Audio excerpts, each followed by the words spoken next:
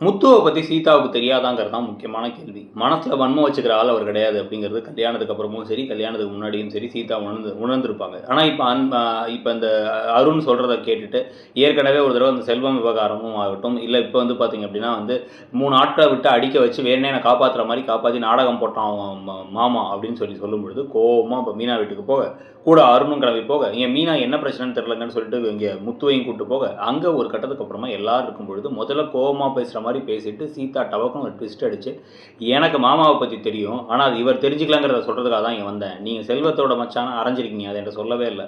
அதே மாதிரி 3 பேர் யாரோ ரோட்டில் வச்சவங்களை அடித்து அவங்கள காப்பாற்றணுங்கிற மாதிரி ட்ராமாலாம் பண்ணுறதுக்கு மாமாவுக்கு தெரியாது. எங்கள் மாமாவை பற்றி எனக்கு தெரியும். அவரையா ஃபேஸ் பண்ணால் அவர் நேருக்கு நேராக ஃபேஸ் பண்ணுவார். தயவு செஞ்சு இந்த மாதிரி போய் சொல்லி எங்கள் குடும்பத்துக்குள்ள குழப்பத்தை உண்டு பண்ணாதீங்க, என்னையும் அக்காவையும் நிம்மதியாக இருக்க விடுங்க அப்படிங்கிற மாதிரி சொல்லி அருணுக்கு ஒரு நோஸ் கட் கொடுத்துருவாங்களாங்கிறத பார்க்கணும். அதை பற்றி நீங்கள் என்ன நினைக்கிறீங்க? இல்லை சீதாவை வில்லியாக தான் கொண்டு போவாங்கன்னு நினைக்கிறீங்களாங்கிறதையும் சொல்லுங்கள். தேங்க்யூ.